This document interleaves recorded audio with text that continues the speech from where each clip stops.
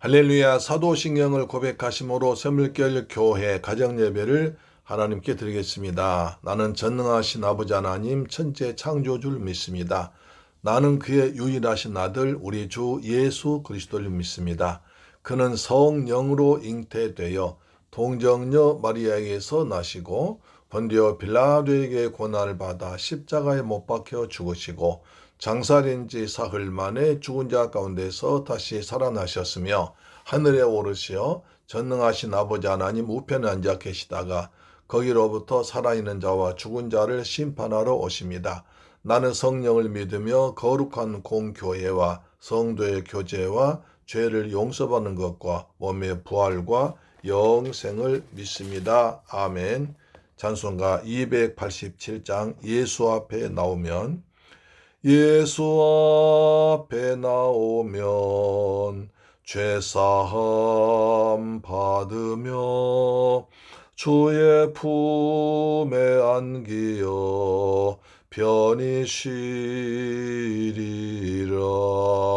우리 주만 믿으면 모두 구원 얻으며 영생복락멸유관 확실히 받겠네.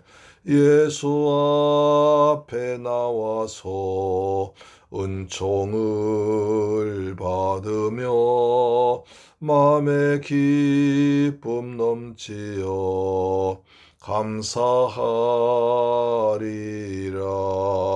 우리 주만 믿으면 모두 구원 얻으며 영생복락멸유관 확실히 받겠네.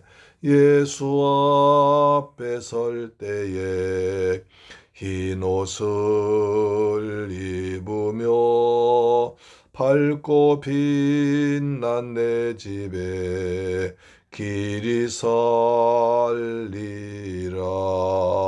우리 주만 믿으면 모두 구원 얻으며 영생복락멸유관 확실히 받겠네. 아멘.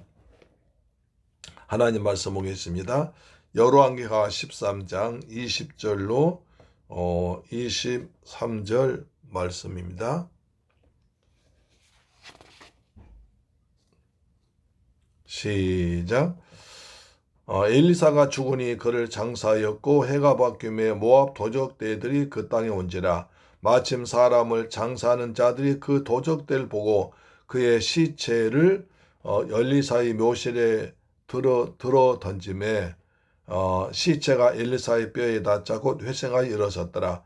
여호아하스 왕의 시대에 아람 왕 하사엘이 항상 이스라엘을 학대하였으나 여호와께서 아브라함과 이삭과 야곱과 더불어 세우신 언약 때문에 이스라엘에게 은혜를 베풀며 그들 불쌍히 여기시며 돌보사 멸하기를 즐겨하지 아니하시고 이때까지 자기 앞에서 쫓아내지 아니하셨더라. 아람의 왕 하사엘이 죽고 그의 아들 베나닷이 대신하여 왕이 되니라. 여호아하스의 아들 요아스가 하사엘의 아들 베나닷의 손에서 성읍을 다시 빼앗으니 이 성읍들은 자기 부친 여호아스가 전쟁 중에 빼앗겼던 것이라. 요아스가 베나닷을 3번 쳐서 무찌르고 이스라엘 성읍들 회복하였더라. 아멘. 할렐루야. 사랑하는 새물결 가족 여러분, 그리고 이 방송 청취자 여러분, 오늘도 주님의 은혜 가운데서 평안하셨습니까? 이렇게 단풍이 참 아름답게 물들었습니다. 아주 선홍색으로 하얗게가 아니라 빨갛게 물들었고 이제 뒤에 보면 파란 색깔이 있어서 조화가 참 아름답습니다. 그리고 맑은 가을날인데요. 오늘은 아침에 보니까 눈이 내렸네요. 첫눈이 내렸습니다. 이렇게 단풍이 짙어가는 단풍이 이제 잘 물든 곳에서 또 이제 첫눈 내리니까 참 감정이 묘하게 옛날로 돌아가기도 합니다. 오늘 말씀에 20절 보니까 엘리사가 죽으니 그를 장사였고 라고 말합니다. 성경에 기록된 어떤 사람보다도 큰 성령의 권능을 행했고 죽은 사람까지 살렸던 엘리사도 나이가 많아지자 죽었습니다. 그것도 죽을 병이 아니라 걸려 죽은 게 아니라 다른 사람은 살린 그가 자신의 목숨은 살릴 수 없어서 죽음 앞에 서게 되었습니다. 자, 여러분, 그래서 사람 누구나 죽습니다. 히브리서 9장 27절 한 번 죽는 건 사람에게 정하신 것이요 그 뒤에 심판이 있으리라. 그럼 우리는 죽음을 준비해야 됩니다. 하나님께서 맞아주실 만한 그러한 죽음이 되도록 믿음의 선한 삶을 힘써 살아가야 됩니다. 악으로부터 세상을 지키는 빛과 소금으로서의 복음의 삶을 살아야 되죠. 생명을 전하는 삶도 살아야겠습니다. 지금 여러분의 삶 어떻습니까?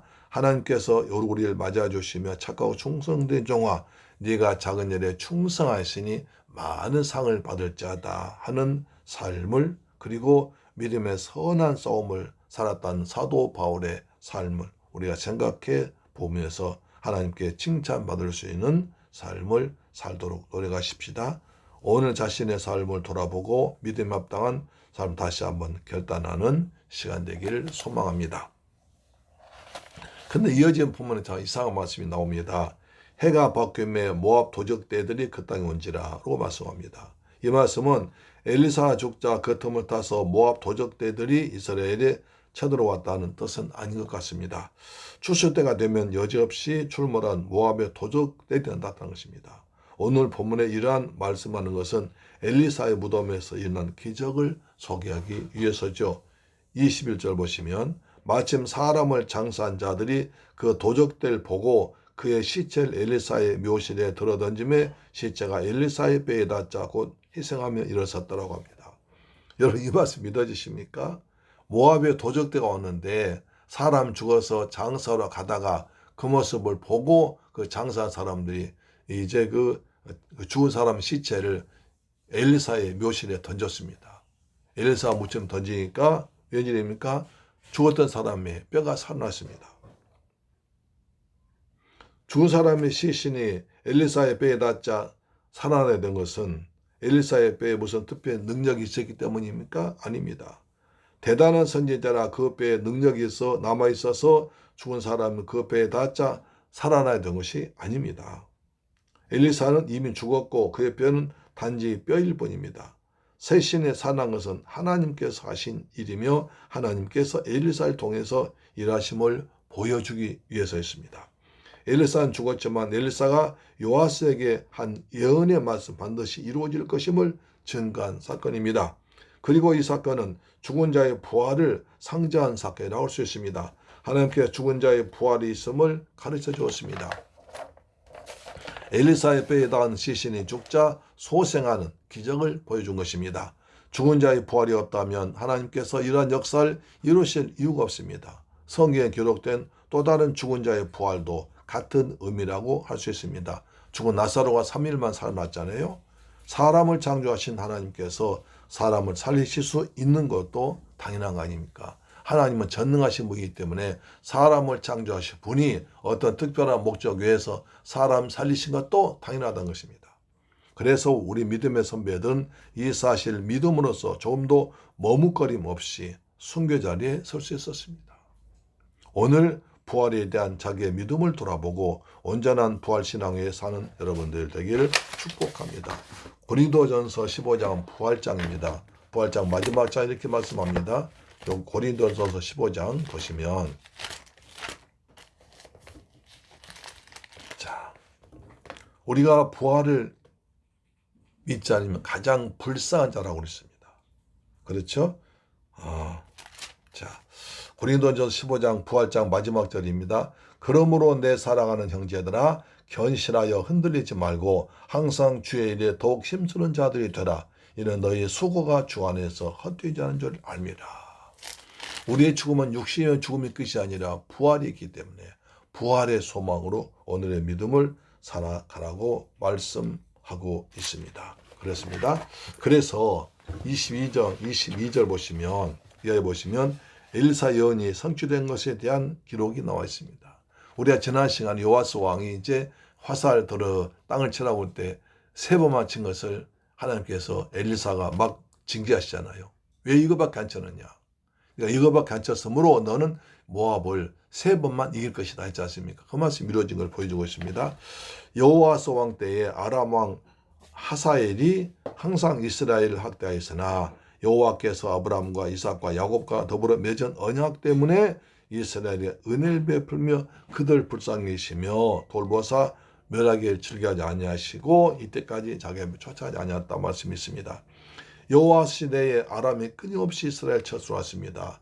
하나님께서 아브라함과 이삭과 야곱과 맺은 언약을 생각하셔서 범죄한 이스라엘에 대해서 하나님의 오래 참으심과 자비하심을 나타내 주었습니다. 저들의 행위를 봐서는 당장 멸망시켜야 되지만 그러나 아브라함과 이삭과 야곱과 맺은 언약이 있기 때문에 하나님께서는 길이 참고 자비를 베풀어 주셨습니다. 이스라엘은 회개할 줄 모르고 틈만 나면 하나님을 배신했기 때문에 어차피 망하게 되어 있고 이방의 포로 사자하게 되어 있었습니다. 하나님께서도 그러한 그들의 모든 걸 알고 계셨습니다. 그런데도 하나님은 그들의 멸망을 미루시고 또 미루십니다. 그들의 핑계할 수 없을 만큼 기회를 주고 또 주었습니다. 하나님께서는 악인이라도 죽고 마는 것을 원하지 않으시고 자비와 긍휼 하나님이시기 때문에 그들의 악한 삶을 버리고 하나님 품으로 돌아오기를 손꼽아 기다리십니다. 그들이 주께로 돌아오기를 손꼽아 기다리시는데요. 에스겔 18장 23절 말씀 이렇게 말씀하십니다. 에스겔 18장 23절 말씀에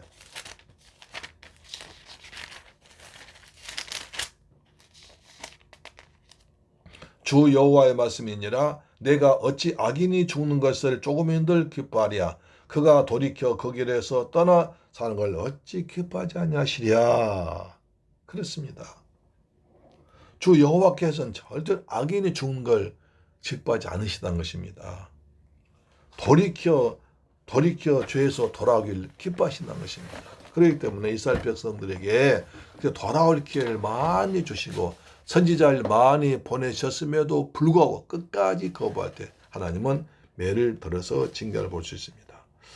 이러하신 하나님의 자비는 이스라엘 백성에게만 한 것이 아니라 모든 인류 우리에게도 해당되는 것입니다. 그렇습니다. 그래서 악하기 그지없던 가나안 족속들을 멸하시기를 아브라함과 약속하신 뒤에도 회개와 돌아가기 400년이나 기다려주었습니다.